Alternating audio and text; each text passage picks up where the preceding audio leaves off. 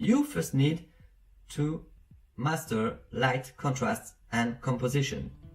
And after then you can choose if you go into black and white or color photography. You can go to color photography, but always keep in mind that your eye can be attracted by a color instead of being attracted by the light. Hello YouTube, I'm really glad to see you here. This is Stefan. This is my first video on YouTube, my first video on this channel, so thank you for watching this. I hope you will enjoy my video, and don't hesitate to put your suggestions and questions in the comments. Subscribe to my channel if you want to see more videos about black and white photography, and don't forget to put on the notifications. So first things first, I'm Stefan. I'm a French photographer specialized in black and white photography since 2 years, I think. Why did I choose black and white photography? I don't know. Each year I was watching to my weddings of the year before, and I felt like I was missing something. 2 years ago I decided to go full black and white for my weddings, for my professional photography and for my personal photography too. Full black and white. Last year I bought a Mitacon 35mm f/0.95 for my Fujifilm X-Pro 2, which is my daily camera and professional camera. And I shot last year almost, I don't know, 90% of my work was shot with this lens. It's a great lens, it's really awesome. It gives me beautiful photographies in black and white, but it's fully manual for focus. And why did I choose Fujifilm? Because of the hybrid viewfinder, because in the electronic viewfinder you can see your black and white scene like you will shoot it. You have the exposure, you have the contrast, everything you will get in the final results, you get it in the electronic viewfinder. So this is a game changer. Really, you can improve your photography skills because you can try several presets in your camera. You can see what you get, and you don't have to spend hours and hours on Lightroom to process your color photography in order to make it a great black and white photography. So I think this is a great example of the Pareto law. Pareto law means that you have 20% of your actions gives you 80% of the results. On contrary, 80% of your actions only gives you 20% of the results. And in photography, I think a lot of photographers are spending a lot of time on their computer instead of using their camera. And we have photographers. I think at first we all bought our cameras to shoot, to go out and shoot. So go out, shoot, try to get the results out of the camera as you want them to be.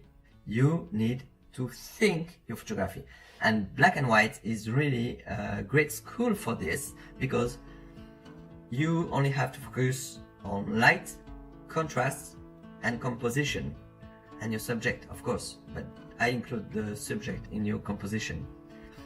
In color photography, the colors are taking your look, your eye, in one part of the other of the photography. For example, in a blue scene, like if you shoot a beautiful landscape around the sea, in a blue scene, if you have a subject which is yellow, your eye will be attracted by this yellow subject. So you have to learn about colors. You have to learn how colors are interacting themselves with each other. I think photography is already very complicated if you really want to go far in it.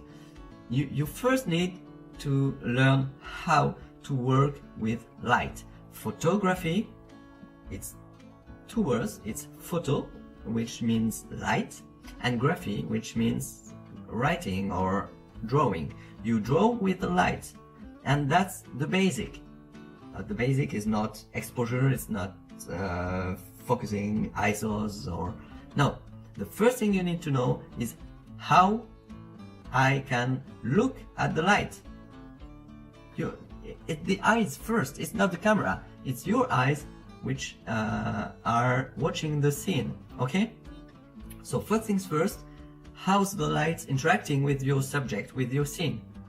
And then, how can I get, with my camera, how can I catch the light on the sensor in a way that I can get the photography I want? That's the basic of photography. And if you shoot in black and white, you can really focus on the light, on the contrast, and on the composition, which are the three basics of photography. You first need to master light, contrast, and composition. And after then, you can choose if you go into black and white or color photography. You can go to color photography, but always keep in mind that your eye can be attracted by a color instead of being attracted by the light. For some photographers, I can see that they don't think about how the colors are interacting with the eye in their photography.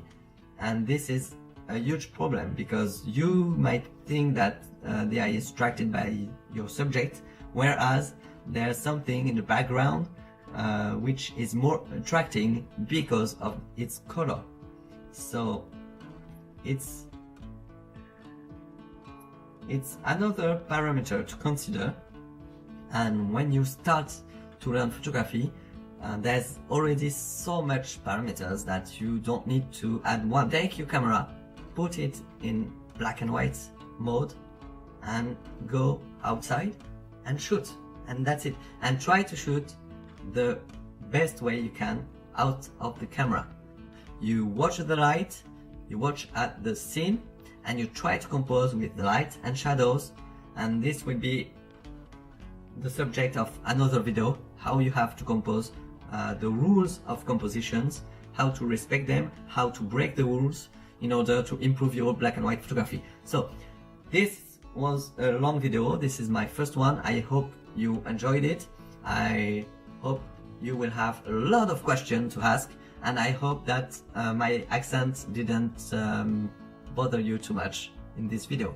This was Stefan. I really enjoyed to start this video channel on YouTube.